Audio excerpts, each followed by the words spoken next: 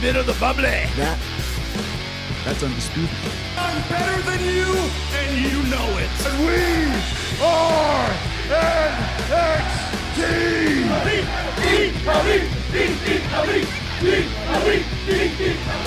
War Games. Salut les smarts, salut les marks, vous écoutez Catch Up, le podcast qui transpire le catch et qui pour vous chaque semaine regarde, résume, analyse tous les shows de la WWE, mais pas qu'un, puisqu'aujourd'hui c'est All Elite Wrestling Double or Nothing, le premier pay-per-view de la All Elite dans l'ère pandémie Coronamania. Donc voilà, c'était très attendu ce show. Pour en parler, une triple frite de choc, l'Amiral Armbar aux commandes, avec mon tag team habituel de la baston du mercredi, le Luchasaurus des podcasts, tonton Chris. Salut l'amiral. Salut peuple de catch-up. Ce qui est bien avec Chris, c'est qu'on entend de suite qu'il est en forme et ça fait plaisir. Et on a aussi mon tag team plutôt côté New Japan, Ringside, Genki desu ka? De Descaden. L'ignoble Ringside, il maîtrise trop bien le japonais. La quatrième langue natale. Oh purée la vache. Ouais, méticuleux Tyrell, Ringside, c'est ça qui est bon. C'est ça qui est bon. oui. Merci, bravo, bonjour. Je suis très content d'être là. J'avais un peu déserté les terrains de jeu de bagarre de la baston du mercredi, mais je suis de retour pour le Double or Nothing de la All Elite Wrestling, un des plus gros pay-per-view de l'année pour la fédération du Fiscan, hein, comme on l'appelle. L'anniversaire, puisque l'année dernière, rappelez-vous, le premier Double or Nothing l'année dernière, c'était le premier événement qui était estampillé All Elite Wrestling, puisqu'il y avait eu bien sûr All In qui avait été fait avant, mais qui n'était pas encore sous l'égide de la fédération de Tony Khan. Et donc, ça avait été annoncé Double or Nothing en même temps que la All Elite Wrestling. Donc, c'est un peu un jalon anniversaire. Dans un contexte forcément bizarre et particulier, même si, comme d'habitude, on le voit depuis quelques semaines du côté de Dynamite, il y a un petit peu de public, un petit peu de catcheurs autour du ring pour faire un peu illusion et pour pousser des cris holy shit et this is awesome. Voilà, donc un show, le show avec le plus de public qu'on ait vu depuis au moins 2 mois et demi, là, clairement. Oh oui, oh oui. Ah oui, ça fait du bien d'entendre du bruit. Ah c'est clair, ça fait du bien d'entendre. Même si c'était des cris qui étaient continus, qu'il n'y avait pas vraiment de cohérence dans leur façon de réagir, c'était quand même beaucoup plus sympa que d'avoir le silence qu'on se coltine à la WWE depuis 2-3 bons mois maintenant. Les criquets comme dit Shawn Michaels. Je suis On d'accord entend les avec mouches lui. voler. Ouais. Ça fait du bien d'entendre des mecs gueuler. Parce que c'est ça qu'on aime, ouais. Voilà.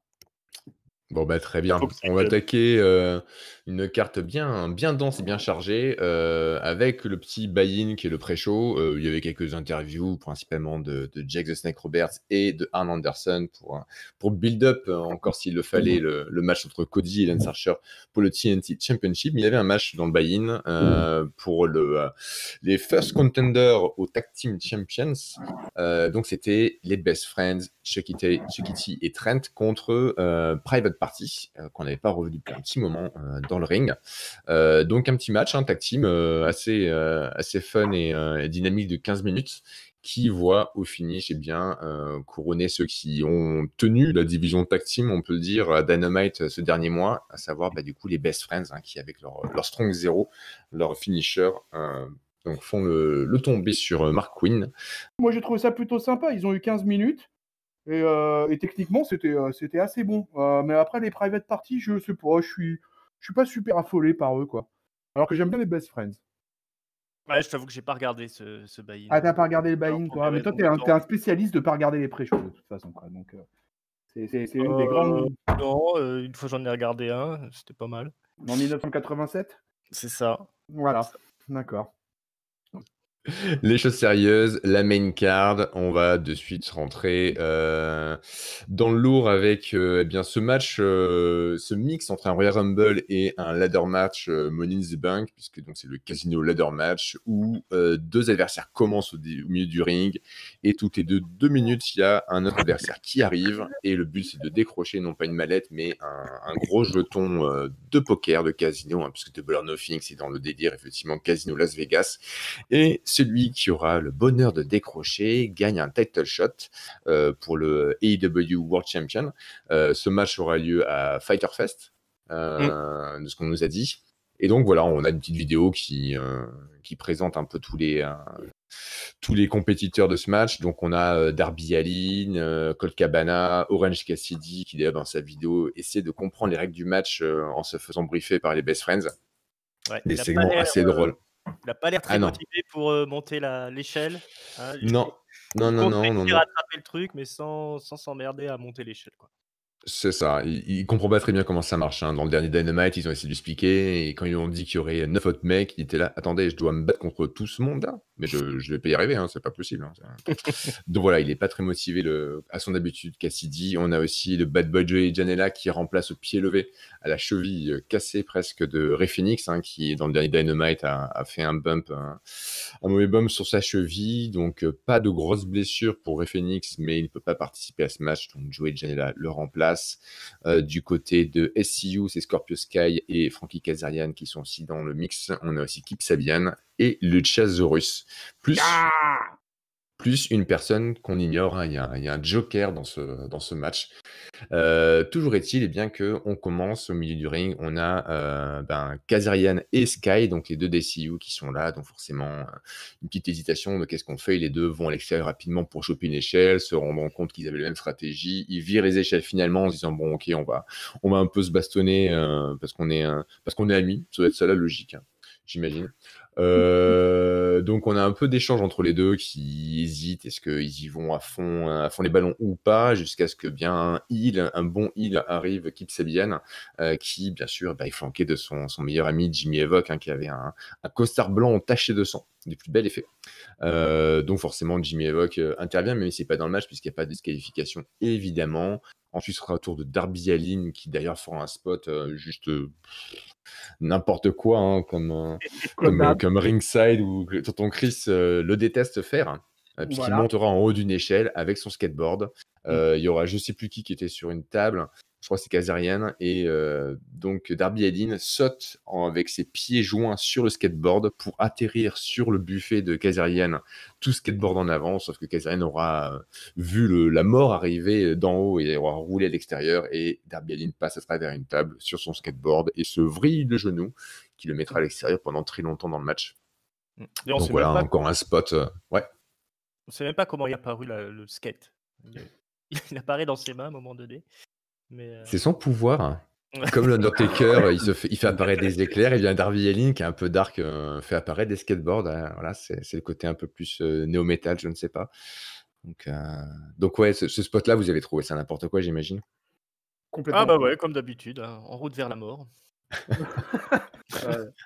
Le mec est totalement suicidaire, quoi. Enfin, et en plus dangereux pour ses partenaires de match, quoi. Donc écoute, je continue à maintenir mon avis sur Darby Allin. Ce jeune homme est dangereux.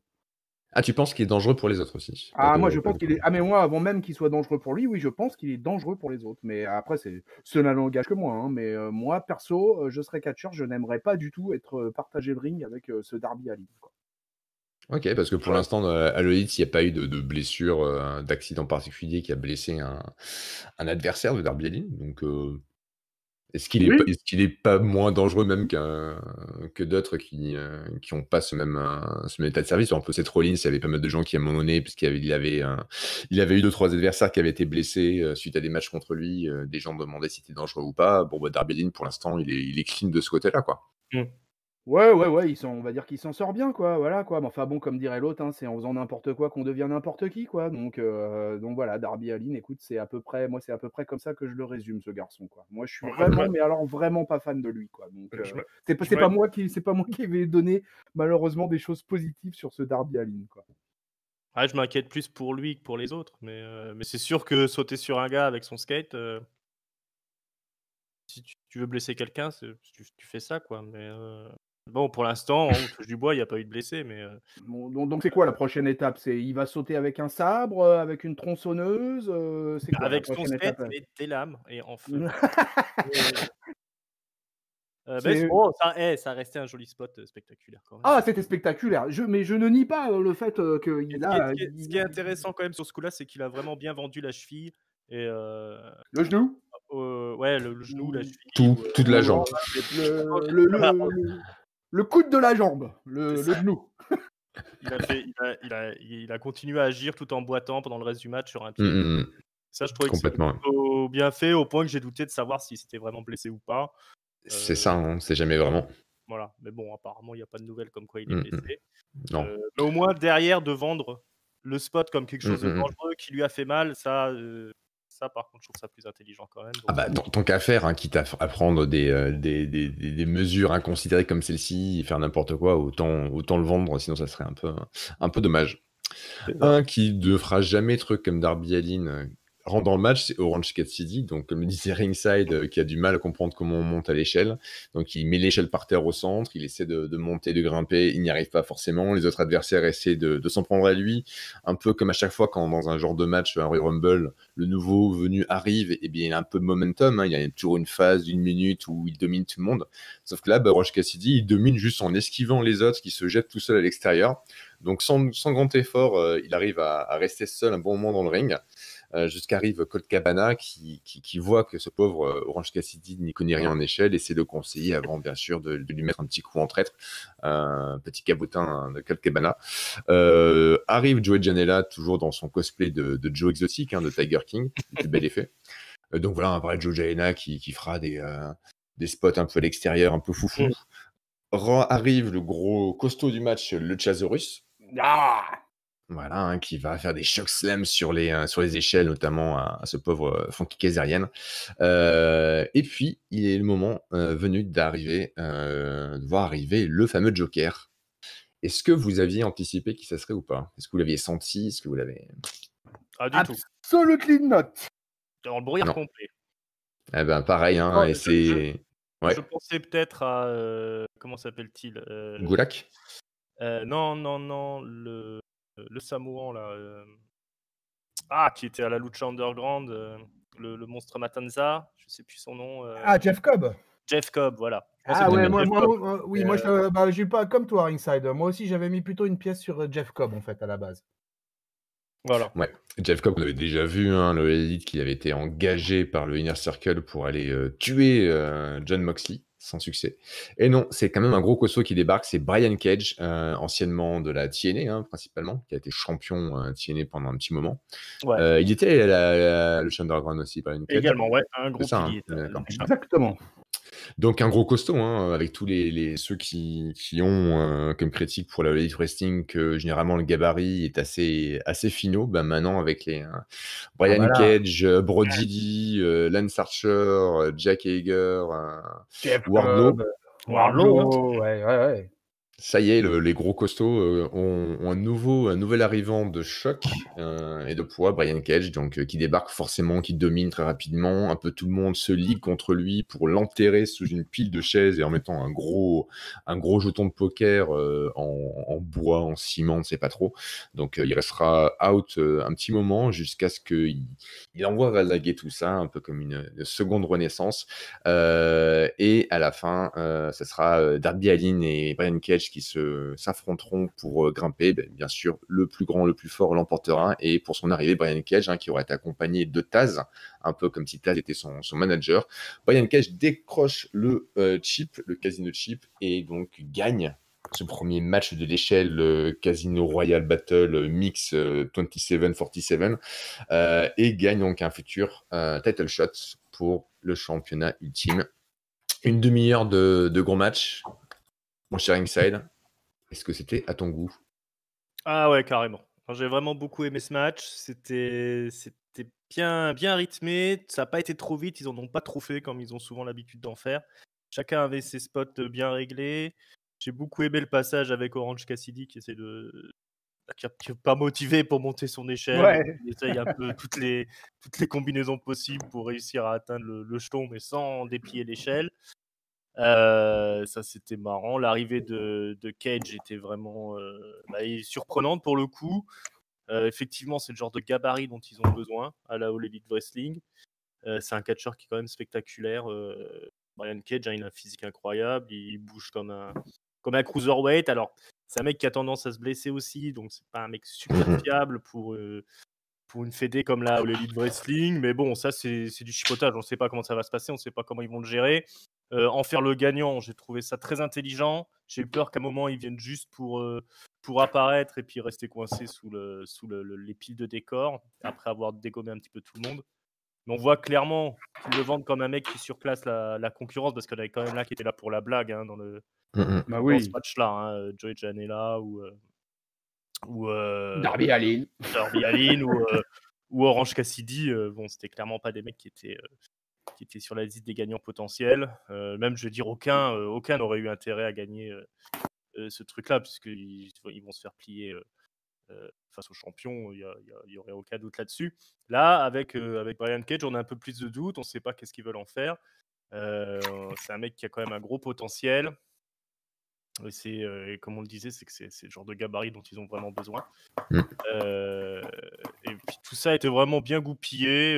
Les spots étaient impressionnants. Le spot final, alors tout aussi crétin que celui du skate, avec Darby Allin qui est allongé sur l'échelle et Cage qui balance l'échelle avec Darby Allin dessus à l'extérieur du ring. Là, il a quasiment failli se tuer encore une fois. Mais quand t'as tatoué sans peur et sans repos sur ton corps, ouais, faut assumer après derrière, forcément. Darby Allin, voilà. C'est ça. Bref, il y avait des beaux spots, il y avait des beaux enchaînements. Ça n'a pas été trop vite. Ils sont pas tombés dans les petits problèmes du catching qu'on a d'habitude avec les spot fest sans raison. Joey Janela a été bien utilisé. Il a fait 2 spots qui étaient assez impressionnants. Voilà, moi j'ai rien à redire sur ce match. C'était vraiment très bon, très bon opener, spectaculaire. Voilà, on avait envie de voir ça. Je suis content. Très bien. Et toi, tonton, en tant que gros fan de la lucha underground, est-ce que tu es content de voir Cage, The Wolverine, débarquer du côté de la All Elite? Ah bah ouais. Surtout que bon, je vais faire mon crâneur quoi, mais moi d'ailleurs c'était à cause de ça d'ailleurs que j'étais déçu de pas avoir percuté que c'était Brian Cage qui arrivait, parce que moi je le connais personnellement, messieurs. Brian Cage. Voyez-vous, ouais. Je l'ai rencontré l'année dernière, en septembre 2019 exactement, et j'ai eu l'occasion de longuement échanger avec lui quoi. Et puisqu'il a participé à un show dans mon département. Et comme je suis plutôt bien introduit dans le milieu, j'ai eu l'occasion non seulement de taper la discute avec lui, mais carrément de boire un coup, et avec lui et Matt Cross en l'occurrence. Et j'ai eu tout le loisir de taper la discute avec lui, de lui dire tout ce que j'avais aimé de lui quand il était à la Lucha Underground, et en particulier un match qu'il avait eu avec le Mac. Et voilà, donc le voir apparaître dans ce match, c'était excellent. Et puis voilà, le voir prendre le ticket pour un title shot, je rejoins totalement ce qu'a dit notre ami Ringside, et c'est parfait d'avoir ce mec-là en contender. Il a été champion au TNA, il a été champion de Lucha Underground, c'est une vraie menace, c'est un vrai physique. Alors effectivement, il est un peu fragile malgré justement ce mec énorme, quoi. Mais il est peut-être justement un peu trop énorme. Moi, je lui avais conseillé en septembre, en tant que vieux, de perdre 4-5 kilos. Mais il m'a visiblement pas écouté, puisque je l'ai trouvé encore plus balèze. donc voilà. Mais sinon, comme tout pareil que Ringside, j'ai beaucoup aimé cet opener. C'était un match de feu, de l'intensité, des moments délire. Bon, à part le truc complètement débile de Allin, j'ai trouvé que l'ensemble tenait la route. Voilà, j'aurais aimé voir le Luchasaurus, voilà, peut-être plus haut que ça encore dans l'affaire, mais bon, ça sera pour une prochaine fois, je m'inquiète pas, et je suis totalement satisfait du vainqueur du match. Très bien. Sachant que j'ai lu une petite interview de Tony Khan post pay-per-view qui parlait au sujet de Brian Cage, en fait, qu'ils ont signé son contrat en janvier dernier, à l'époque où Brian Cage était libre de contrat, mais blessé. Il était en convalescence, et donc il a signé en janvier, en attendant le moment où il serait guéri. Donc du coup, là, il était déjà employé à All Elite Wrestling depuis plusieurs mois, en train de récupérer tout ça pour le préparer. Donc effectivement, ils ont l'air d'avoir de gros projets pour lui, du côté de Dynamite et de la fédération. Ils signent des mecs qui sont blessés. Ouais, et effectivement, Tony Khan disait, ouais, il y a plein de gens qui m'ont dit, mais faut pas faire ça, etc. Tu vas le payer alors Mm. qu'il est blessé. Puis Tony Khan s'en est défendu en disant, ouais, mais moi je le voulais dans ma fédération. Et puis voilà, quoi. Je trouvais ça pas cool de commencer la Et ouais, relation en disant, bah, on va attendre plusieurs mois que tu guérisses. Tu auras zéro thune, tu as touché zéro thune. Et puis j'attends que tu sois frais comme un gardon pour commencer à t'embaucher. Non, non, si tu m'intéresses, on signe un contrat dès maintenant. Tu peux pas catcher pendant 2-3 mois, c'est pas grave. ça me Il est paraît comme ça, Tony logique. Khan. Et Chapeau. le mec est un agent libre. Mm. Finalement, c'est un petit peu on va faire un parallèle avec Kevin Durant, quoi. Hein. Les New Jersey Nets, ils ont fait signer Kevin Durant, sachant qu'il était out, et ça les a pas empêchés de le prendre. Et puis donc moi je trouve que c'est pas un mauvais calcul, hein, d'avoir fait ça. Hein. Mm. Ils Carrément. l'ont préparé comme il fallait. Il Mm. semblait en super forme, hein, c'est le moins qu'on puisse dire, hein, les amis. Hein. Moi j'aimerais bien avoir ne serait-ce que la moitié de ses pecs. Et je trouve que c'est plutôt finement joué. Ouais. Puis en plus, ça colle un petit peu avec l'idée à l'élite qui veulent changer un peu le milieu du catch, un peu se rapprocher d'une union, d'un syndicat avec un peu plus de droits, et notamment le côté les blessures qu'on va laisser se payer, enfin augmenter un peu le climat social et les aides pour les catcheurs. Donc ça colle avec aussi cette concept-là qu'ils essaient de mettre en avant. Donc ça me paraît là aussi cohérent. Ouais. Belle prise de risque, chapeau. Ouais. Et c'est comme ça, il faut en prendre des risques. On avance sur la carte, un autre match, mais là en simple, c'est MJF contre Jungle Boy, hein, donc juste un match pour la bagarre, comme on dit, avec aucun enjeu, si ce n'est Jungle Boy qui essaie de venger son pote Marco Stunt qui s'est fait encore trucider la semaine dernière par MJF et Wardlow. Jungle Boy qui aura sur ses épaules la lourde tâche d'essayer de fermer et claquer une bonne fois pour toutes de MJF. Un match de 17 minutes, pas mal disputé, où vraiment, personnellement, je trouvais j'étais assez surpris par les deux, puisque dans le ring, ils ont donné des trucs assez cool. J'ai trouvé vraiment, enfin, des séquences de catch qui étaient rien de mind-blowing, mais plus que ce que je m'attendais pour ce match. Il y a un truc, par contre, j'ai trouvé dommage, hein, c'est que j'ai regardé, je sais pas si c'est votre cas, j'ai regardé sur la chaîne YouTube de Elite Wrestling une vidéo d'1 quart d'heure, The Road to Double or Nothing, qui était un truc d'un quart d'heure avec des petites vidéos pour hyper le pay-per-view. Et il y avait notamment une promo face caméra en un seul plan d'MJF qui dure bien 5-6 minutes, donc en une seule prise, qui était génial. D'ailleurs, si vous ne l'avez pas vu, ceux qui amis de catch-up, poteaux de catch-up, allez regarder, ça vous intéresse, donc sur la chaîne YouTube de Elite Wrestling, Road to Double or Nothing, la dernière vidéo, la promo d'MJF, elle est phénoménale, vraiment. Et je trouvais dommage qu'ils n'utilisent pas, que ce soit dans le pay-per-view ou dans Dynamite, des éléments vidéo qui tournent uniquement pour YouTube, parce qu'il y en a vraiment qui sont de super qualité. Et là, j'aurais trouvé ça cool qu'ils mettent cette interview d'MJF qui était vraiment, encore une fois, mais royale dans sa promo. Ça expliquait bien son positionnement dans le match, et celui de Jungle Boy, c'était vraiment bien foutu et surtout très bien exécuté.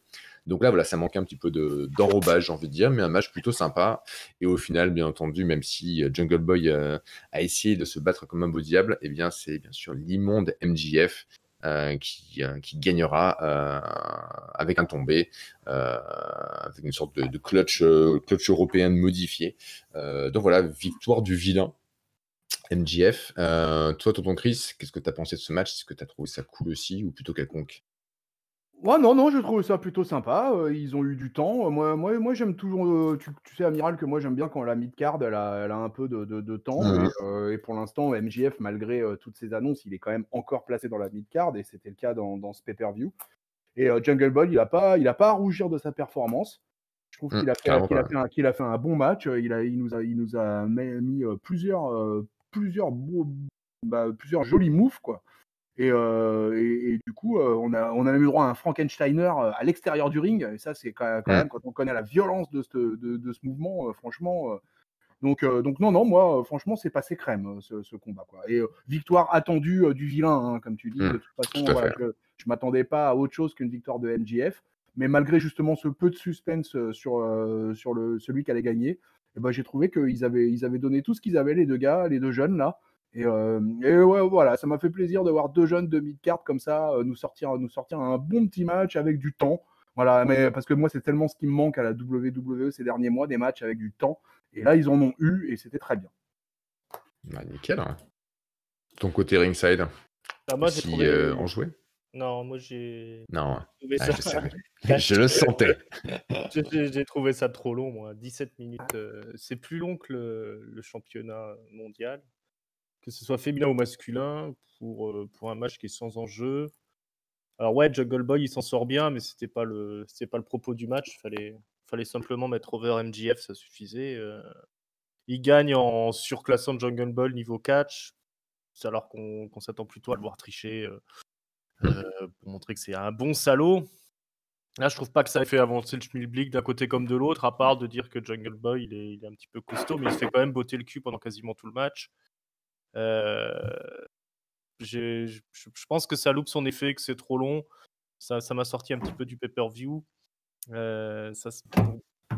Après, c'est pas mauvais ce qu'ils ont fait dans le ring, hein. Les deux mecs catchent bien, etc., mais c'est vraiment la construction, moi, que je trouve pas adaptée pour l'histoire qui doit être racontée, et puis le placement dans la carte.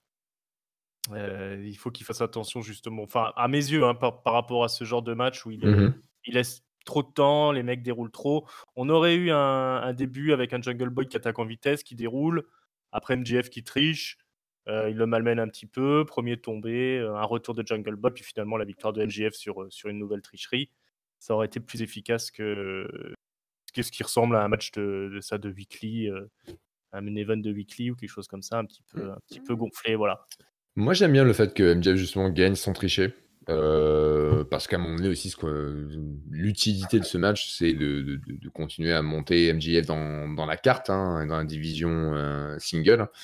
Clairement, il va aller tâter le titre à un moment donné ou un autre, donc il faut bien lui faire engranger des victoires sans forcément qu'il ait recours à la tricherie. Donc moi, ça m'a pas dérangé, au contraire. Après, ouais, peut-être qu'au niveau du rythme du match, il aurait dû faire un peu plus de phases différentes.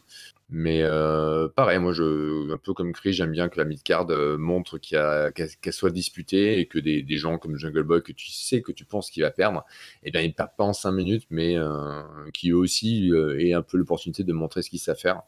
Donc, mais je comprends ton point de vue. On va voir si le prochain match divise ou réunit, puisque c'est un match qui était assez attendu, hein, la finale du TNT Championship Tournament. Donc déjà, premier point, eh bien, c'est Mike Tyson, comme il avait été annoncé, qui vient présenter la nouvelle ceinture. Donc Mike Tyson qui débarque et qui la révèle, une ceinture, un design très différent, hein, des autres ceintures de la fédération pour l'instant, puisqu'on a une ceinture en cuir rouge avec des plaques toutes argentées, avec TNT écrit en noir. Déjà, sur la ceinture, pour ou contre, est-ce qu'on aime ou pas Ringside? Qu'est-ce que tu penses de cette ceinture TNT? C'est pas la plus belle ceinture que j'ai vue. Maintenant, elle a le mérite d'être originale. Ok. Elle ressort un peu du lot. D'accord. Chris? Elle n'est pas extrêmement dégueulasse. Ouais, elle est un peu cheap, quoi. Par rapport vraiment à la ceinture du titre mondial que je trouve vraiment magnifique, j'ai trouvé qu'ils n'avaient pas fait un effort phénoménal sur cette ceinture. Mais bon, ça va, ça passe, quoi. C'est le titre intermédiaire, donc ça passe, quoi. Puis, de toute façon, jamais rien n'égalera la beauté du titre intercontinental, donc de toute façon. Ouais, moi j'avais envie de l'appeler le titre Bioman, celle-ci, parce que vraiment, il y a ce côté rouge et argent. Voilà, quoi, je suis pensé à Bioman, et le deuxième truc que je me suis dit, cette ceinture, elle a été créée pour être autour de la hanche de Lance Archer, parce que quand Lance Archer débarque juste après, donc vêtu comme dans son habitude de rouge et de noir, avec aussi pas mal de pièces en métal argenté, je me suis dit qu'elle lui irait parfaitement en termes de couleur, en fait.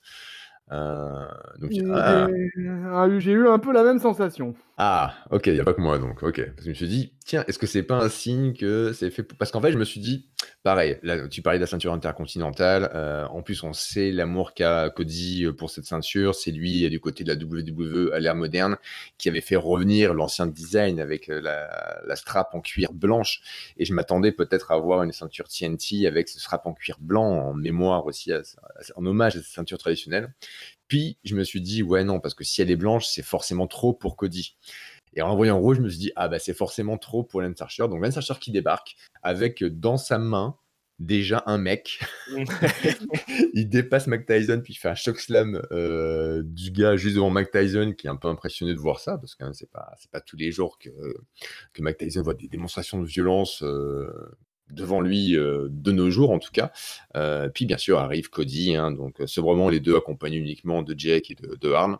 Et donc là, un match forcément avec beaucoup d'enjeux qui est devenu personnel, une histoire qui nous est racontée depuis des mois, depuis avant le confinement, depuis l'arrivée hein, de Jake et sa promo dans le ring, on se souvient, contre Cody Rhodes, un championnat plus tard, un meurtre de frères presque plus tard. On arrive enfin à ce blow-off, le pinacle de cette rivalité, avec un match donc de 21 minutes entre les deux. Donc bien sûr, il se passe plein de choses. Je vais plutôt vous laisser revenir sur les éléments qui vous ont marqué, plutôt tout raconter. Bien sûr, il y a des interventions. On s'imagine que c'est Jack qui va tricher, mais en fait non, c'est Arn Anderson qui le premier va toucher Lance Archer, hein, donc en trichant. Donc l'arbitre ne voit pas parce qu'il est distrait à ce moment-là, mais un second arbitre fera éruption pour dire au premier arbitre, et attention, il y a Arn Anderson qui intervient dans le match. L'arbitre demande confirmation à Mike Tyson. Mike Tyson, il fait ouais, il a intervenu, faut le virer. Très bien, ni une ni deux. Arn Anderson se fait virer des abords du ring. Pareil pour Jack, hein, puisqu'on se dit, bon, ok, on va pas laisser l'autre dans le coin. Donc les deux mentors se font virer. Jack essaiera de revenir quand même plus tard avec un sac en jute, avec bien sûr à l'intérieur, on imagine, son cobra. Mais Mike Tyson, ne goûtant pas ces techniques, se mettra en barrage, enlèvera son t-shirt, fera les gros bras et menacera Jack de lui mettre une droite. Jack, malgré ce qu'il avait dit la semaine dernière au micro quand il parlait avec Arn Anderson dans le ring, eh bien, il fera demi-tour, fit ça.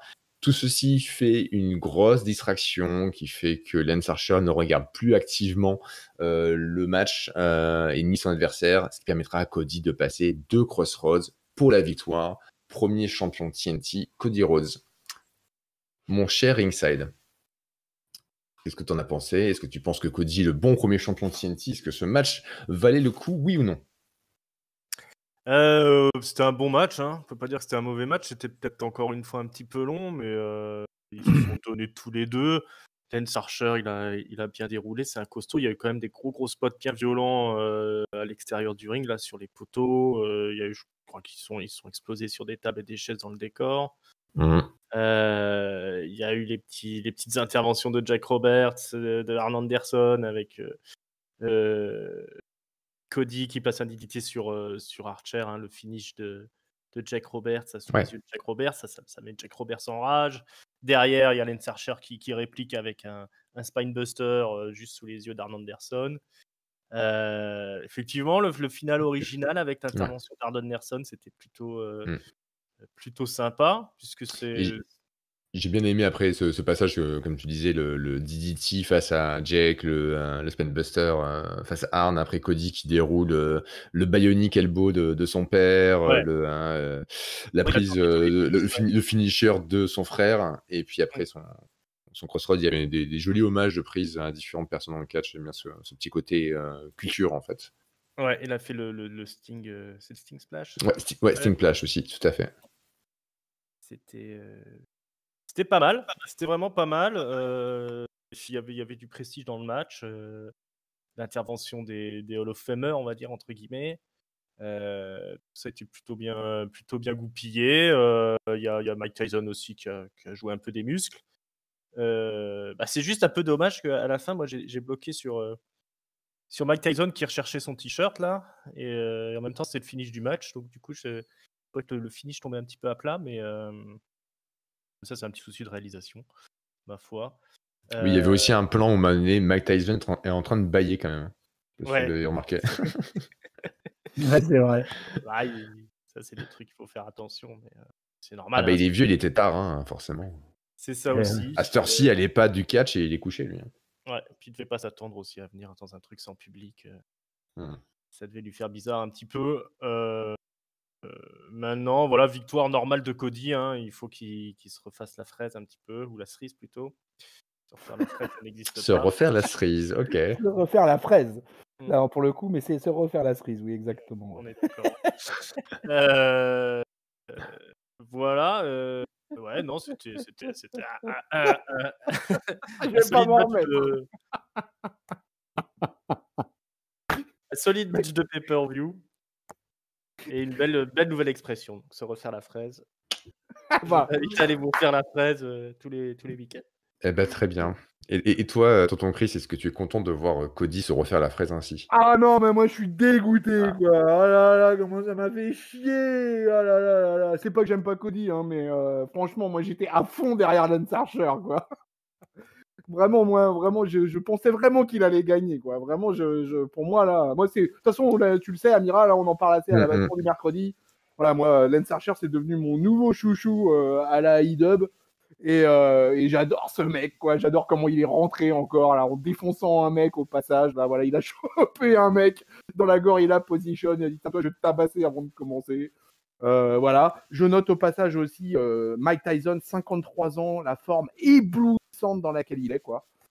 Il y a des rumeurs qui se disent qu'il remonterait sur le ring pour un match d'exhibition face à Sonny Bill Williams, qui est un double champion du monde de rugby avec les All Blacks. Donc je ne sais pas si ça va se faire ou pas ça, mais en tout cas, je serais assez curieux de voir dans quel état physique est Mike Tyson entre les cordes. Mmh.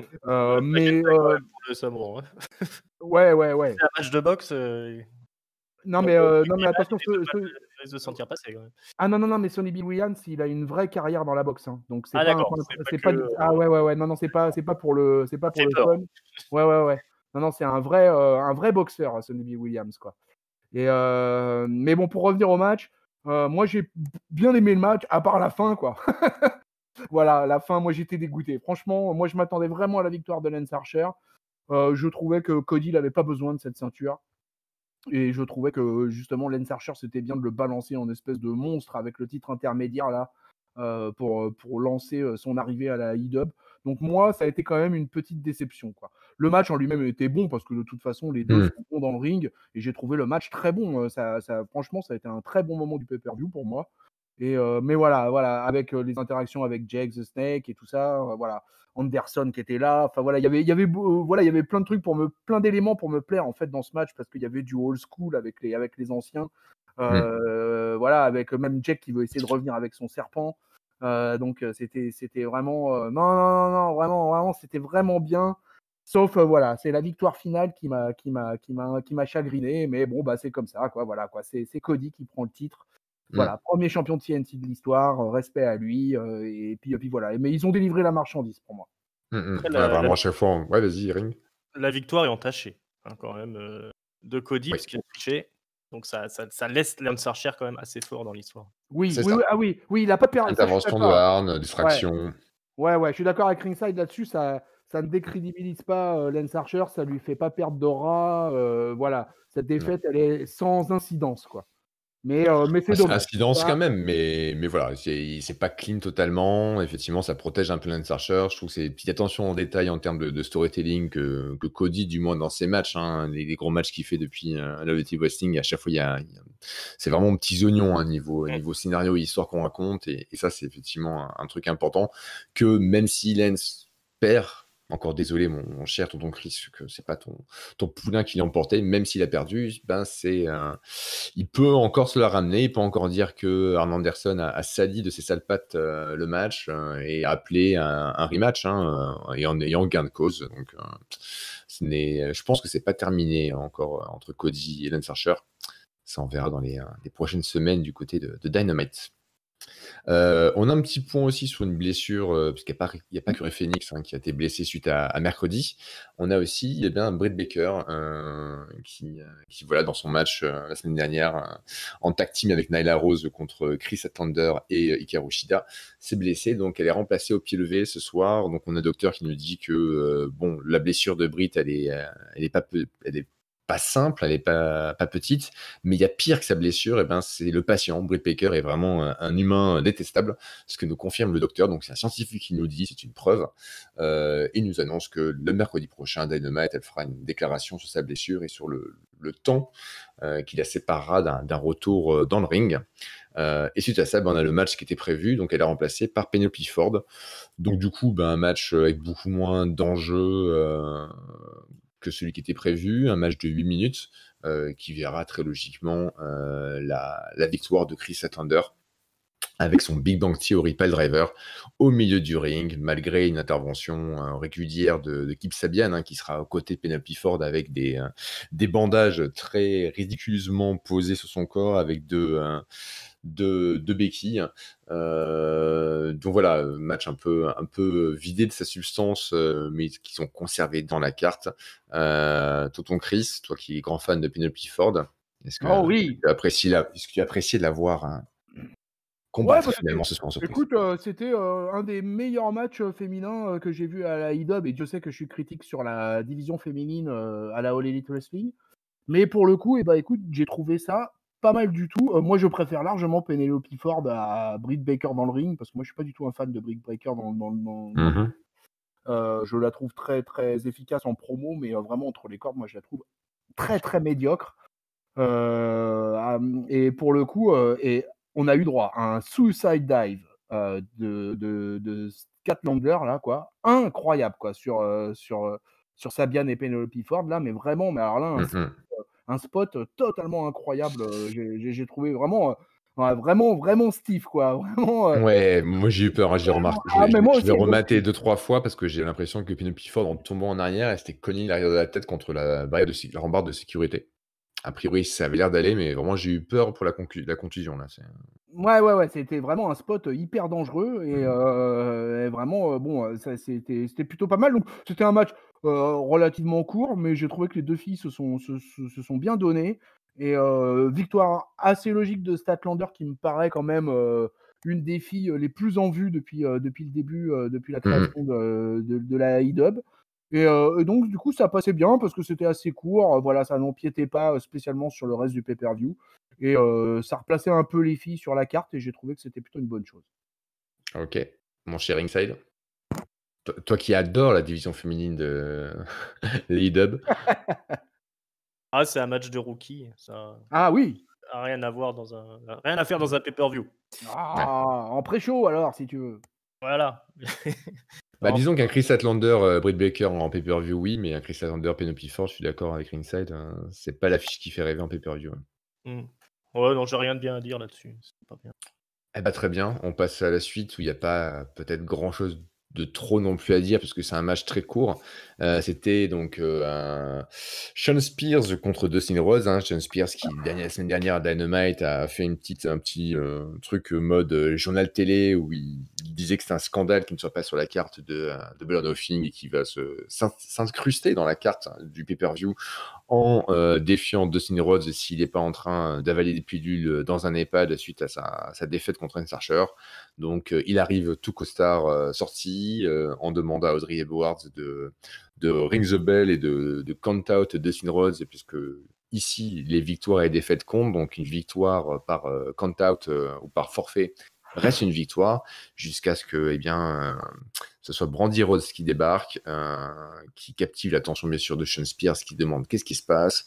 Ça laisse l'opportunité à Dustin Rhodes de se glisser derrière Shawn Spears et de le tabasser, de lui déchirer et arracher ses vêtements, si bien que Shawn Spears finira donc en calbut, finira même quasiment sans calbut, puisqu'à un moment donné, Dustin Rhodes transformera ce match en soirée Club SM, cuir moustache, où donc il baisse le calbut de Shawn Spears pour lui mettre la fessée cul nu. Shawn Spears qui sera cul nu de nombreuses minutes, jusqu'à ce qu'on remarque que sur l'avant de son boxer, il avait imprimé un dessin, une photo de la tête de Tully Blanchard, stratégiquement placée sur son zob. Et oui, tout ceci finira rapidement en quand même juste 4 minutes, par la victoire de Dustin Rhodes, donc il nous montre que il n'a pas dit son dernier mot et on va encore compter avec lui pour quelques matchs à venir. Donc voilà, un match aussi très très rapide, mon cher Ringside, du comedy wrestling avec des fessées cul nus, c'est ce qu'on aime Impayable. voir. Ouais, oui, impayable. Non, c'était c'était un bon moment ça dans le pay-per-view. Shawn Spears, il a bien fait de venir à la All Elite Wrestling pour être enfin pris au sérieux. N'est-ce pas? Heu, Bah oui. mais bon, c'était super, on a rigolé, ça se voyait qu'il s'éclatait Ouais. à faire le truc. Shawn Spears cul nu quand même pendant, effectivement de longues minutes, c'était quand même bien marrant. Non, rien à redire, en plus, c'était exécuté pile poil, alors on voyait que c'était un petit peu répété dans l'arrivée de Dustin Rhodes, peut-être un peu trop, mais flashy pote, je pense, parce que c'était vraiment un bon moment dans le pay-per-view, ça fait marrer, hein. Et toi, Euh, tonton Chris, est-ce que t'as bien rigolé aussi? Ah, mais moi pareil, alors là, moi j'ai été client, Parfait. c'était court, moi ça m'a fait poiler le coup du boxer avec la tête de Blanchard sur le zob, comme tu dis. Voilà, Sean Spears m'a bien fait marrer dans sa promo, tout le passage, voilà, la fessée cul nu, voilà, c'était juste drôle. Voilà, Sean Spears, c'est ce que je disais hors antenne, il a eu plus de promos depuis qu'il est à la All Elite Wrestling que dans l'ensemble de sa carrière à la WWE. Ah, ça c'est clair, ouais. Et moi, il m'a donné la sensation de s'éclater pendant ce segment. Il Mhm. avait un espèce de petit sourire, enfin, on sentait que ça lui faisait plaisir, qu'il kiffait de partager le ring avec Dustin Rhodes. Et voilà, écoute, c'était un segment qui mange pas de pain, comme on dit, et c'était marrant. Et voilà, moi, ça m'a très bien allé.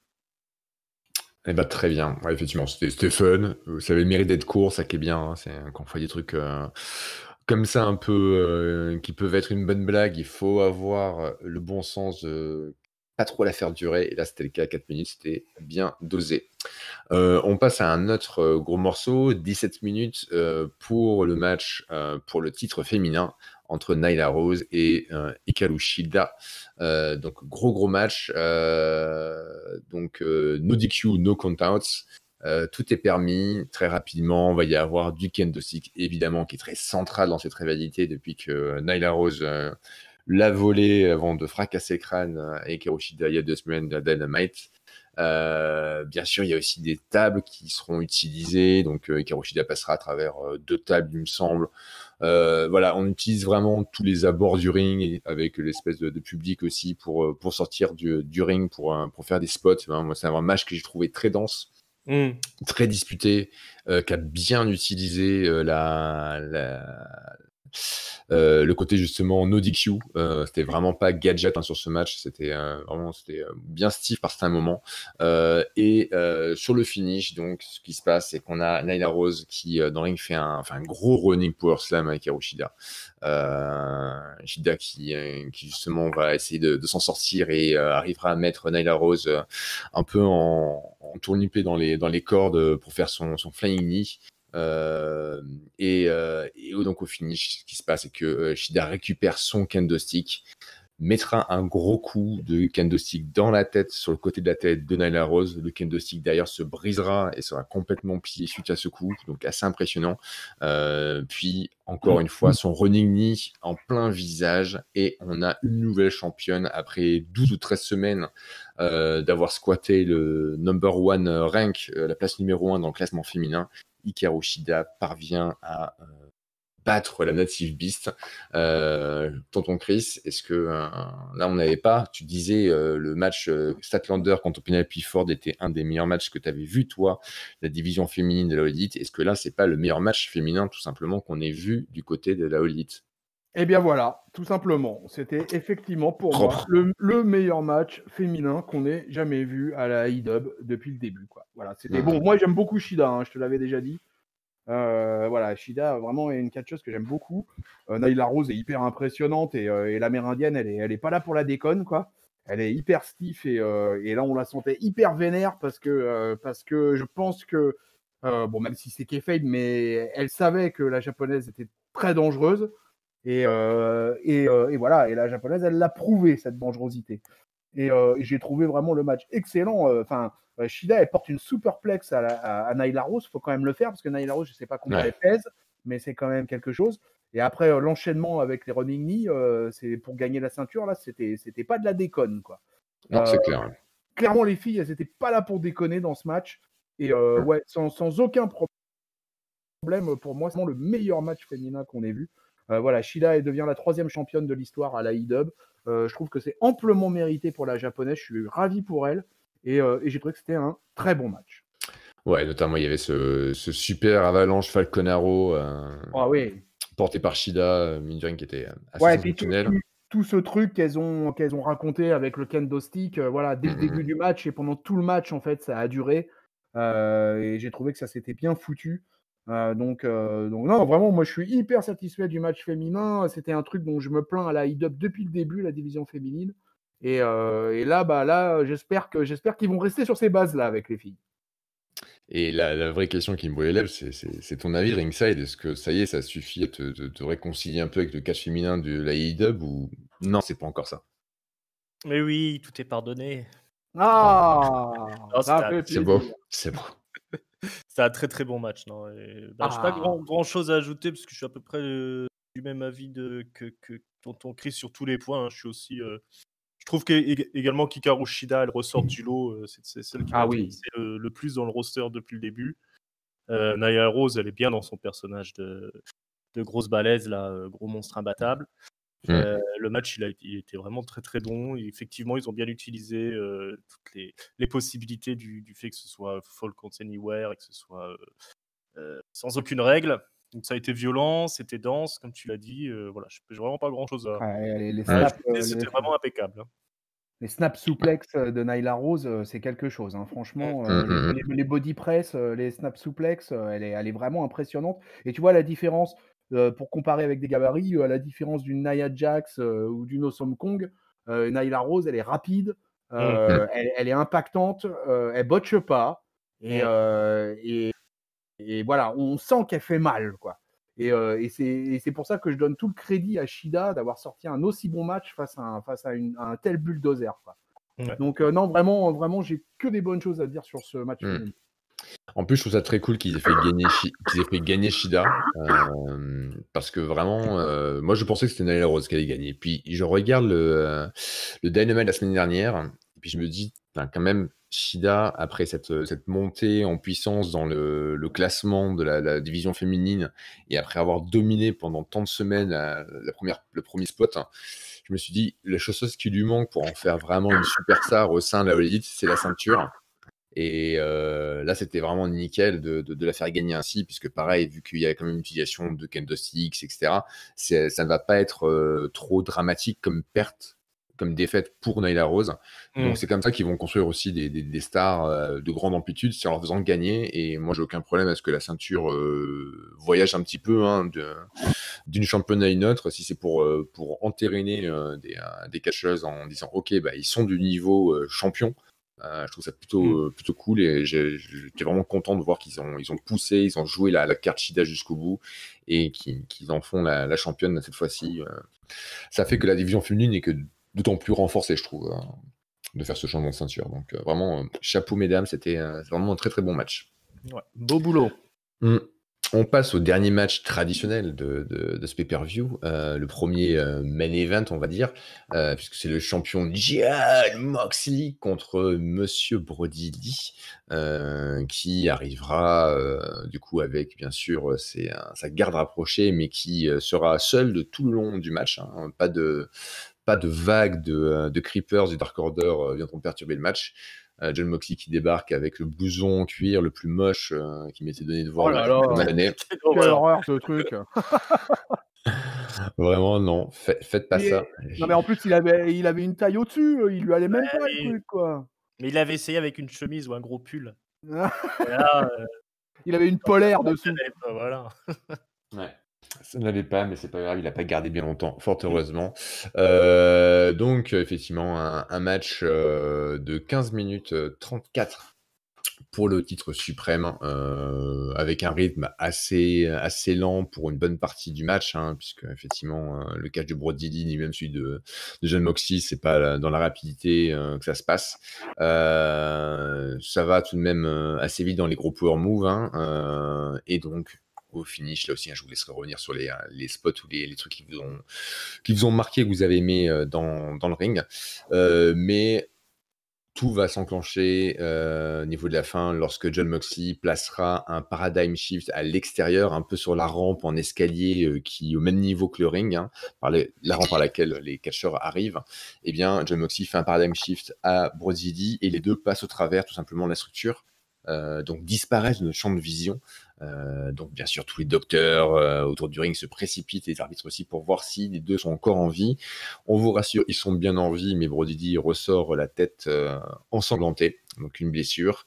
Il essaiera de reprendre l'ascendant sur le match avec sa discus lariat, mais Moxley refait un paradigm shift et placera Brody Lee dans une prise de soumission pour l'étrangler, une sorte de headlock modifié. Et c'est l'arbitre qui arrêtera le match, puisque Brody Lee semble perdre connaissance. Donc Brody n'est pas soumis, Brody n'a pas eu le tombé sur lui, mais c'est l'arbitre qui décide de donner la victoire et de faire garder la ceinture à Jon Moxley. Donc là aussi, mon cher Ringside, que penses-tu de ce match? Est-ce que Dean Ambrose versus Luke Harper du côté de la All Elite, est-ce que c'est mieux que du côté de la WWE ou pas? Non. C'était pas mal du côté de la WWE. Oui. Mais non, là, c'était un très très bon match. J'ai bien aimé. Très bon match de championnat. C'était bien violent aussi. Effectivement, des enchaînements de gros power moves comme ça. Brody Lee qui était bien costaud, bien en forme. Moxley qui s'est sorti un petit peu les doigts du cul. J'ai adoré le spot de fin là, quand ils sont écrasés à travers la rampe d'accès là. Ouais. Et puis ce qui a suivi, l'enchaînement, les coups de coude de Moxley dans la gueule de Brody qui se relève à 1, je crois, du tombé sur le premier. Tout à fait, ouais. Sur son premier Paradise Shift, c'est comme ça que ça s'appelle. Exactement. Voilà, j'aime beaucoup ce finish où il s'acharne sur lui comme un gros psychopathe et puis après il l'étrangle Pareil. pour le faire pass out, comme on dit, le faire s'évanouir. Non, c'était de bout en bout, j'ai trouvé que c'était vraiment très très bien exécuté. Là, on a deux mecs, on voit qu'ils ont le calibre de main eventer, on le savait pour Jon Moxley depuis un bon moment, puisqu'il a quand même été champion à la WWE, etc. Alors, il n'a pas toujours été booké de la meilleure des façons. Apparemment, à un moment donné, ils sont perdus avec lui. Je sais pas qu'est-ce qu'ils avaient en tête, mais on voit qu'effectivement, il n'avait pas volé sa ceinture de champion à la WWE, ni ici à la All Elite Wrestling. C'est vraiment un mec qui a le potentiel d'être un vrai main eventer. Et on voit que Brody Lee, c'est pas loin d'être le cas aussi, même si c'est pas carrément certifié ce soir. Très bien, c'était bien saucé. Et toi, Chris, est-ce que tu es aussi enthousiaste que Ringside, Ringside, comme tu dis? Complètement, quoi. J'ai kiffé ce match, quoi. Voilà, quoi. J'ai trouvé que la fin était très bien. J'ai trouvé que c'était bien joué, ce fait de voilà, Brody, il prend pas de tombée. Il est en sang, il se fait marave par le Moxley pour terminer dans une soumission et pour s'évanouir, on va dire. Et moi, j'ai trouvé ça très bien, tout un tas de spots énormes, quoi. Voilà, j'ai retrouvé mon bon Luke des familles, de la Wyatt Family, là, quand il tente des Dragon Suplex, quand il met ses Discus Clothesline, quand il met son running dropkick, là, qui est hyper impressionnant, je trouve. Moi, j'ai kiffé du début à la fin. J'aimais Brody, il a même réussi à mettre un peu le doute, parce qu'il y a eu un moment où je me suis demandé s'il allait pas réussir à remporter le truc en particulier quand il a placé sa Liger Bomb là. Mais finalement, Moxley avec son move là, il lance le jeton là, le gros jeton dans la gueule de Brody. Et vraiment, non, mais moi j'ai été dans le match tout le temps. Et voilà, il n'y a aucun moment je les ai trouvés en deçà ou en manque de rythme ou quoi que ce soit. Non, ils étaient au taquet tout le temps, quoi. 15 minutes de super catch avec une fin qui m'allait tout à fait. Non, vraiment, j'ai encore un match sur lequel je n'ai que des bonnes choses à dire. All right. Oh là, ça vous a pas créé un grand enthousiasme. Mais je crois qu'on a perdu l'amiral. C'est parce qu'on a perdu l'amiral. Voilà, on perd l'amiral, c'est voilà. Chute de l'amiral, chute à l'arrière du poteau. Chute à l'arrière. Mais non, vraiment, c'était vraiment c'était du lourd. C'était du très très lourd. Je me rappelle, j'ai essayé de me rappeler un peu dans les fights entre la Wyatt Family et le Shield, si j'avais vu un truc de ce niveau-là entre Harper et Ambrose, et franchement, je me rappelle pas d'avoir vu un truc aussi balèze entre eux. Là, ils ont, encore une fois, voilà, ils ont délivré la marchandise, ils ont sorti le grand jeu, et vraiment, voilà un beau match pour un titre mondial, quoi. Mmh. Ouais, non, c'est clair, si on fait le parallèle, hein, sur leur match précédent, du côté de la WWE ou maintenant du côté Elite, il y a pas vraiment de comparaison. Je pense que c'est aussi le placement dans la carte. Là, du Carter, maintenant Brody Lee est clairement présenté comme un main eventer, donc du coup, il y a ça qui joue aussi, je pense, sur, ce qu'il donne dans le ring et ce qu'on lui permet de faire et le champ qui lui est laissé et là, ouais, ça faisait un gros choc de titans, de gros main eventer, hein, alors que, c'était pas le cas du côté de la WWE, donc non, c'était plutôt cool, même si le rythme, encore une fois, était un peu lent, hein. C'est un catch particulier, qui plaît ou qui ne plaît pas aux gens, mais en tout cas, Ouais, c'est normal, pareil. c'est quand même deux gabarits Ouais. assez impressionnants, et en Mmh particulier mh. Brody Lee. Voilà, Brody Lee, c'est normal qu'il ait cette manie, on va Mmh. dire, un peu de vouloir justement ralentir le rythme face à un excité notoire comme Jon Moxley. Donc Mmh. c'était tactiquement, moi je trouve que c'était plutôt bien joué de la part de Brody Lee. Il aurait pas pu tenir la route en se lançant dans un match complètement dingo, en allant à 10 000 à l'heure. Donc finalement, tout ça, c'était assez logique, quoi. Donc, euh, donc Bah, euh, en parlant de match dingo, justement, je alors là, saute sur l'occasion pour alors faire la là, transition. ah là Puisque là. donc nous reste le dernier main event, c'est ce fameux Stadium Stampede match, le premier de l'histoire où on a donc The Elite, The Broken Elite même on pourrait dire, parce que c'est Kenny Omega, Hangman Page, les Young Bucks et Matt Hardy contre l'Inner Circle au complet. Le match, comme c'est annoncé, ne se passe pas dans le Daily's Place, mais se passe bel et bien dans le stade de football des Jaguars qui est à côté. Et donc, on a un stade de football entier avec donc un gros logo Inner Circle d'un côté, un gros logo et The Elite de l'autre côté. AEW en gros au milieu, avec un ring qui a l'air tout petit minuscule au milieu Ah ouais. de ce stade gigantesque. On a des pop-up girls des Jaguars qui sont là, Miam. masqués parce que Covid Mania évidemment. Et arrive The Inner Circle sur la musique donc de Chris Jericho, le champion. Et on voit qu'ils sont tous habillés avec du gear de football américain aux couleurs d'Inner Circle, avec chacun leur nom floqué dans le dos, avec un numéro, avec donc des fumigènes, des pyros. Donc voilà, ils sont tous à l'unisson, hein, l'Inner Circle ce soir, hein, comme ils l'ont dit depuis plusieurs semaines. Eux, contrairement à The Elite, c'est un groupe soudé qui ne fait pas de coups dans le dos. The Elite débarque sur leur musique The Elite, mais tous habillés différemment. Et surtout, pas d'Hangman Page. Hein. Le match commence, c'est un 5 contre 4 qu'on voit se dérouler devant nos yeux. Donc ça commence forcément, c'est un gros brawl. Donc ce qu'on nous dit, c'est qu'ils peuvent se battre n'importe où dans le stade, même dans les couloirs, même dans les vestiaires, et que le tombé peut se passer n'importe où également. C'est limite à se demander pourquoi ils ont foutu un ring. Hein. Quoi qu'il en soit, ça part de suite forcément en pugilat avec plein de bastons de droite et de gauche, jusqu'à ce que arrive Hangman Page, mais il arrive à cheval. Il arrive sur son cheval et il finit par poursuivre Sammy Guevara, qui après avoir été poursuivi avec une voiture de golf et être renversé par une voiture de golf il y a 2 semaines à Dynamite, et bien là il se fait poursuivre par Page. Ils iront même jusque dans les couloirs du stade. Donc Hangman Page errera longtemps dans les couloirs du stade à la recherche de Guevara, qui finalement aura trouvé un moyen de revenir retrouver ses potes d'Inner Circle. L'Inner Circle qui auront une bonne phase de domination, hein, quand même à ce moment-là, puisqu'ils sont toujours à 54. Hangman Page, lui, n'arrive toujours pas à trouver Sammy Guevara et finira par voir un signe qui lui indique le bar. Il ira au bar du coup.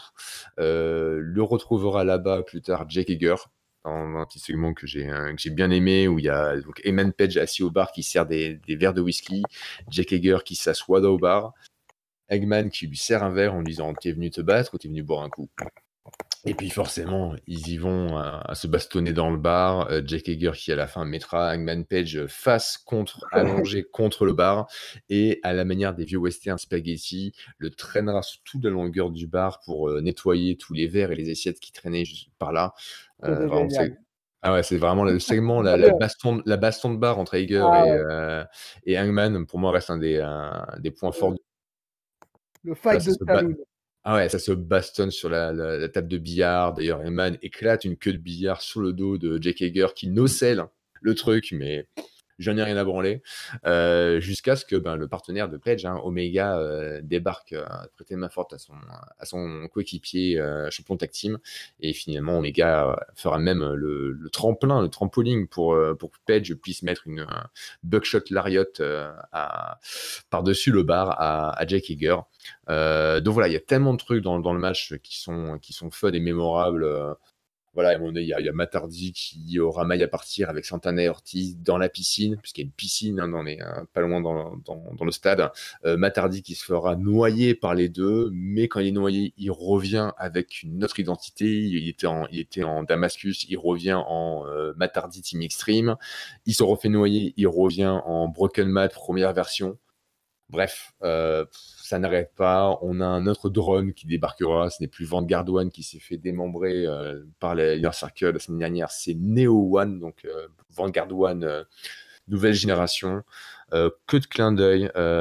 C'est vraiment n'importe quoi. Jericho qui, à un moment donné, fera un tombé sur quelqu'un. Aubrey Wars comptera seulement 2. Jericho qui conteste. Et donc, les deux vont dans la tente de l'arbitre pour vérifier parce qu'il veut un replay. Donc là, il y a plein de références au football américain. Ouais. Je pense pas les avoir tout eu durant le match, mais c'est plein de Ça micro-références. n'arrête pas. Ah ouais, c'était vraiment bien foutu. Sur la fin, les membres de The Elite dans la storyline vont un à un disposer des membres du Inner Circle. Donc il y a Ortiz qui va finir enfermé dans le bac à glaçons par Matt Hardy, Santana qui finira scotché à un fauteuil roulant par Matt Hardy. C'est le contraire. C'est Santana qui finit dans le bac à glace et c'est Ortiz qui finit attaché dans la chaise roulante. Ah bah voilà, il y a tellement partout que je confonds les gens, vous voyez, j'en perds mes noms de catcheurs. Donc ouais, qui finit après avoir pris un gros coup de cloche qui le sonne complètement un peu à la cartoon, où il tremblera de manière complètement grotesque. Matt Hardy donc va le scotcher un siège. Donc Jake Hager qui sera fait péter la gueule par Hangman et par Omega. Jericho qui sera pris effectivement un gros spot et c'est Hangman qui débarquera avec le petit chariot avec la bombe de peinture blanche qui sert à délimiter les zones sur les stades, à faire les lignes de touche, etc. Eh bien, Hangman Page, un peu sous, arrivera et dessinera une ligne de peinture de long en large sur la gueule de Jericho qui sera par terre. Donc, signe qu'il est éliminé. Sammy Guevara aura son cauchemar à nouveau qui sera là, puisque Matt Hardy et Kenny Omega débarqueront au volant de la petite voiture de golf. Sammy Guevara réussit à s'échapper, mais tout ça pour finir dans un One Wing Angel qui est donné par Kenny Omega depuis le haut d'un des étages des gradins.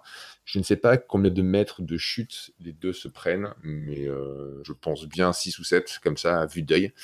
Bien sûr, évidemment, la plateforme sur laquelle il se crache a été prévue pour, et c'est le dernier gros spot qui marque la fin du match. Victoire des Élites face au Inner Circle.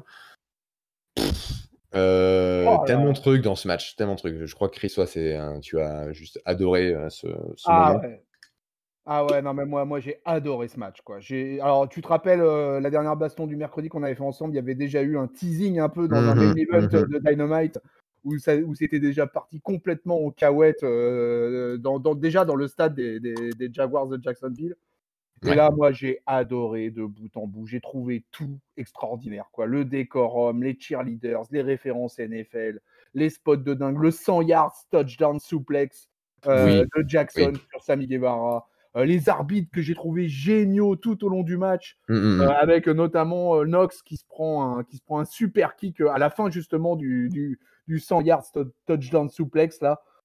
Les tenues des Arcticulars, le délire total dans la piscine. Avec la petite incrustation comme quoi Matt Hardy est capable de rester 346 secondes comment on appelle ça, en apnée. Le coup de la cloche, c'était énorme. Le coup du bac à glace, le cheval aussi, j'ai trouvé ça. La bagarre de saloon, comme tu l'as signalé.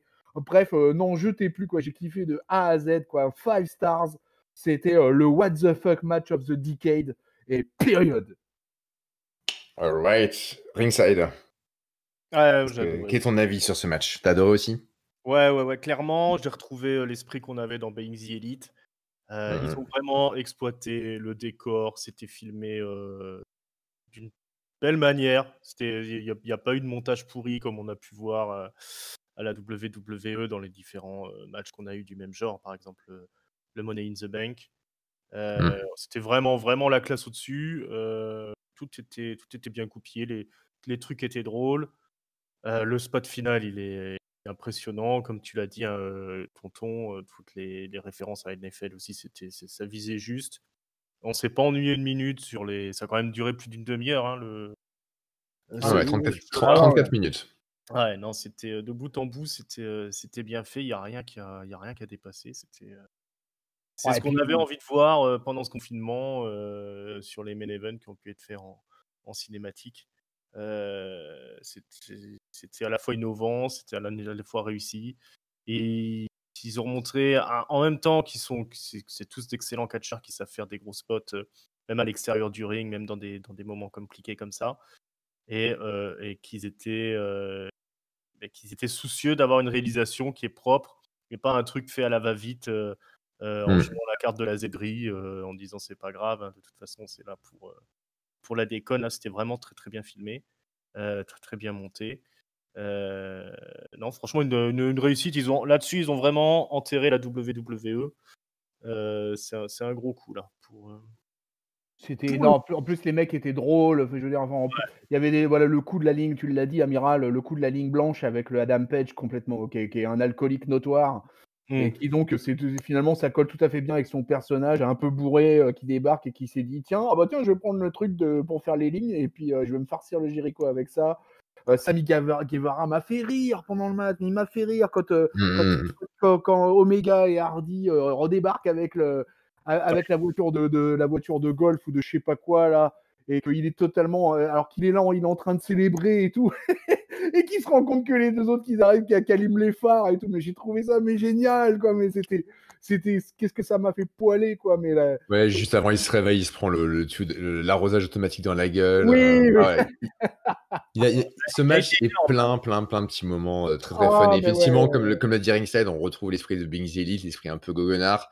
L'Inner Circle n'est pas dénué de ça, loin de ça, puisque Jericho est un gros déconneur et effectivement, il embarque un peu tout le monde avec lui dans son groupe là-dessus.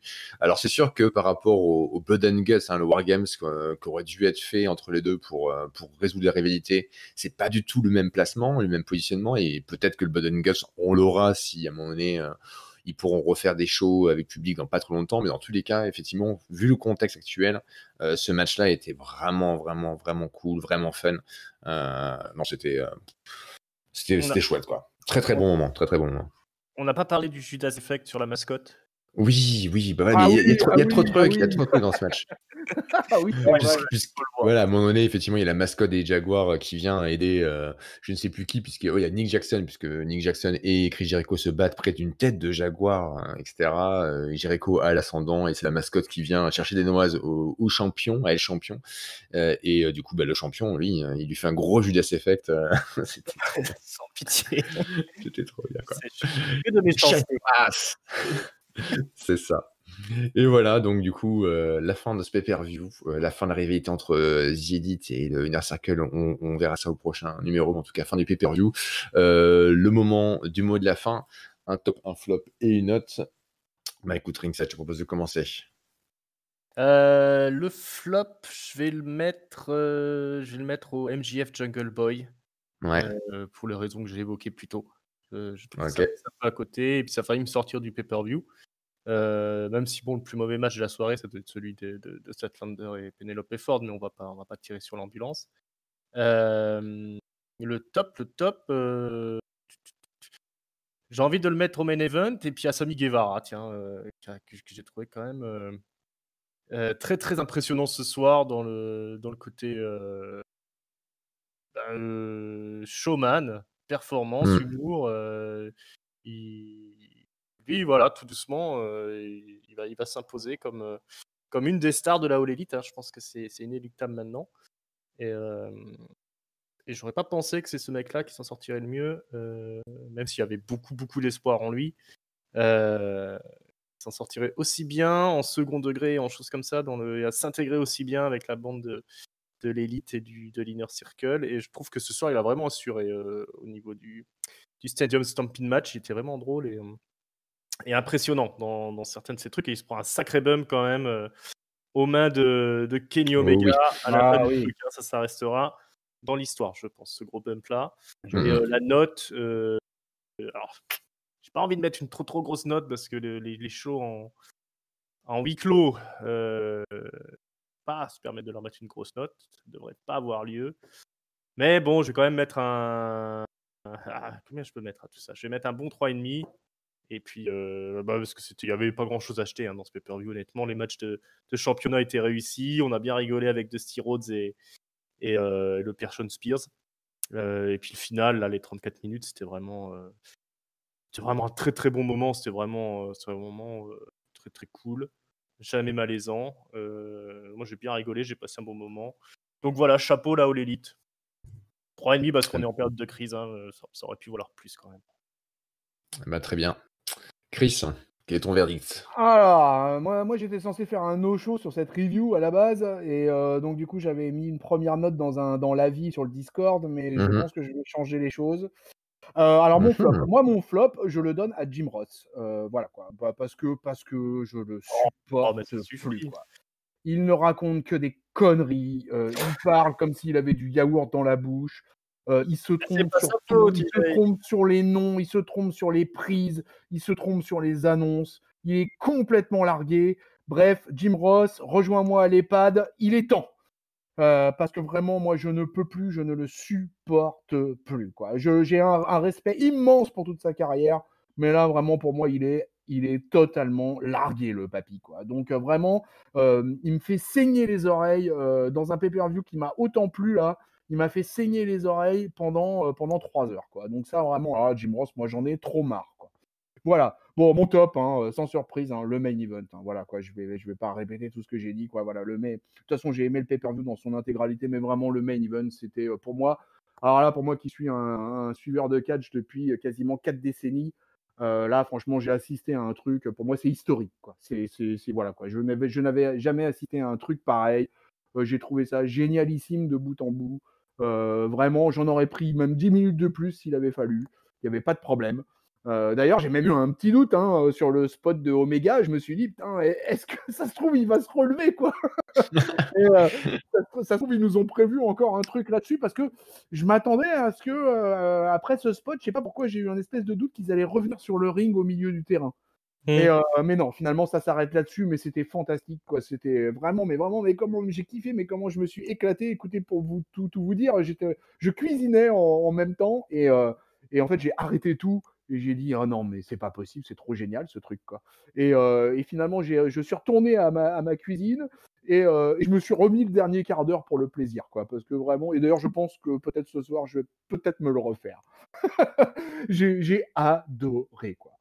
Et j'étais parti sur une base de 3,5, mais comme d'habitude à la iDub, et ben, c'est super l'ambiance avec les catcheurs autour.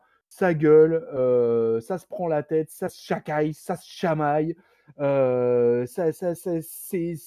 met de l'ambiance, ça met de la vie dans ce pay-per-view. J'ai trouvé les matchs quasiment tous euh, pas mal, bons, très bons, voire excellents. Je suis très content pour la division féminine qu'enfin on ait eu 2 matchs de grande qualité. Et donc, eh ben, je vais mettre un 4 à ce pay-per-view de Double or Nothing. Qui tout double, eh ben, ça sera 4. 4 Ah, points pour Double or Nothing. Je et ouais. reprends les rênes de l'émission. Bah ouais, c'était quelque chose qui méritait quand même des points. Comme je dis, moi, je ne veux pas mettre de trop grosses notes sur un show huis Oui, je clos sais que parce c'est. qu'est-ce qu'on va faire après quand on va Oui, je sais bien, ouais. forcément mieux. Mais bon, Oui, là, c'est sûr. avec les catcheurs qu'il y avait autour, on avait une ambiance qui était quand même quasiment égale à ce qu'on retrouve à Impact ou à certains shows de la Ring of Honor quand ils n'ont pas beaucoup de monde. Donc Ouais. c'était du coup, ça passait crème, bien mieux que que ce qu'on a pu voir depuis le début de cette Ah bah période de là, crise. moi, c'est tout simplement le meilleur show de catch que j'ai vu depuis le début du Corona Mania, quoi. C'est là, pour moi, il y a pas photo, hein. Il y a pas eu un seul épisode de Raw, SmackDown ou de pay-per-view de la WWE qui, pour moi, a été au niveau de ce que nous a proposé la All Elite Wrestling ce week-end. Franchement, et c'est vraiment pas pour taper sur la WWE, quoi, parce que j'en suis un fan de la Non, il faut être WWE. objectif quand même. Mais Là, en toute ils ont fait fort. objectivité, pour moi, c'est vraiment le meilleur show de catch qu'on a vu depuis ce fameux Corona Mania. Ouais. Après, Donc, c'est normal aussi parce que ils ont eu plus de temps pour le préparer que la WWE qui en a sorti 3 quoi, des pay-per-view sur la même période. Quoi. Donc voilà, donc pour moi, c'est un 4. Très bien. Bah, écoutez, moi en termes de flop, c'est une petite anecdote, mais moi ça m'a bien fait chier à plusieurs moments. C'était Big Swole qui était dans les Ah ouais, casse-burnel. catcheurs autour, donc pour faire un peu le public, et donc du coup, il est dans son personnage qui va forcément trash-talker les heels, et j'ai aucun problème avec ça. Elle fait ça avec Ip Sabian, pas de souci. Elle fait ça avec Sean Spears ou même avec MJF, j'ai pas de problème. Mais quand elle se la raconte et se la ramène face à Lance Archer ou Brody Lee, qui sont censés être super inquiétants et terribles, bah ça me saoule en fait. C'est pas sa place, c'est pas son rôle, et ça je décrédibilise ses Monster Hill. Et voilà, elle avait un job ce soir, Big Swole, et elle a foiré. Donc merci la prochaine fois d'arrêter ça, de te la fermer. Quand t'as les plus gros dangers de la fédération qui sont à 10 cm de toi, t'évites de faire croire que tu vas jumper la barrière pour aller leur en coller une. Ça marche pas quoi. Voilà, c'est un détail, mais ça m'a saoulé plusieurs fois durant le show. Mon top, je vais le mettre au smile en fait. Ce pay-per-view m'a mis du smile parce qu'il y a plein de bons moments, plein de feel good moments comme on dit dans ce pay-per-view. L'arrivée de Brian Cage, la victoire de Cody et le fait qu'il gagne le TNT Championship, la victoire de Dustin Rhodes sur Sean Spears, Hikaru Shida qui conquiert Nyla Rose, Jon Moxley qui retain, The Elite qui gagne à la fin de ce match. Et je trouve qu'il y a vraiment une espèce de... J'ai l'impression qu'ils ont voulu mettre un sourire sur le visage des fans et que les gens go home happy, comme on dit. Et en cette période un peu triste et moribonde, je trouve ça bien qu'ils aient fait majoritairement gagner les faces, parce que là, il n'y a que MJF qui en heal a gagné de toute la carte du pay-per-view. Et je pense que c'est une volonté de faire un truc un peu solaire, un peu positif. Et moi, j'ai bien kiffé ça. Et note globale, je vais être comme Chris, je vais lâcher le 4. Alors, en période normale, hors Corona Mania, peut-être que j'aurais mis mes moins. Mais là, vu le contexte, le résultat qu'ils ont fait est vraiment nickel. Comme Chris, je pense que c'est le meilleur show qu'on ait vu, même s'ils ont eu plus de temps que la WWE, ça reste quand même un show dans le contexte actuel qui est vraiment sympa et agréable et qui fait du bien à voir surtout, qui fait rire, et ça c'est cool. Donc voilà, ce Double or Nothing 2020 cru Corona Mania est terminé. On avait plein de choses à dire. Encore une fois, si vous n'avez pas regardé le Stampede match, allez le voir, ça vaut vraiment, vraiment le coup. Nous, la suite, c'est quoi? C'est tout le reste, la VVE, Raw, SmackDown, NXT et All Elite Wrestling pour la baston du mercredi. On a un takeover qui sera début juin. Le prochain pay-per-view WWE qui sera dans pas si longtemps que ça non plus. Donc, pour savoir quand est-ce qu'on en parle, quand est-ce qu'on fait nos reviews et qu'on vous livre nos préférences, et bien pour ça, le mieux c'est de s'abonner sur YouTube. Tu regardes la vidéo sur YouTube, tu fais un petit clic, un like, et tu t'abonnes avec la cloche pour recevoir les notifications. Ou sinon, sur le monde du podcast audio, on est présent partout: Deezer, Spotify, Apple Podcast, Google Podcast, Ocha, j'en passe, et des meilleurs. Rejoignez-nous sur Discord. On a un Discord avec tout plein de fans de catch qui parlent de l'ignoble sport, comme dirait tonton Chris. D'ailleurs, tonton Chris, merci de nous avoir rejoints à l'improviste pour faire cette triple frite bien agréable pour parler de Double or Nothing. Avec plaisir, mes amis. Ringside, toujours un plaisir de chroniquer. Content de voir que tu avais apprécié ce pay-per-view. C'est toujours bien de t'entendre enthousiaste de ce que tu regardes. Mais c'est toujours un plaisir. Je suis content d'avoir été charmé par ce fabuleux pay-per-view de la All Elite Wrestling. Voilà. Je change d'avis comme de chemise. Moi, ça me pose pas de problème. Il turn comme le Big Show, voilà. C'est son gimmick, on le sait, c'est un peu le Big Show de catch-up. Elle va très bien, mais en tout cas, on espère que vous avez autant apprécié ce pay-per-view que nous, si vous l'avez regardé. Sinon, allez voir les petits morceaux dont on vous a parlé, ça vaut vraiment le coup. Et d'ici la prochaine fois, on vous souhaite un fin de week-end plein de catch. Salut et merci. Ciao, bye bye. Salut Amiral, salut ignoble Ringside, salut ignoble peuple de catcheurs.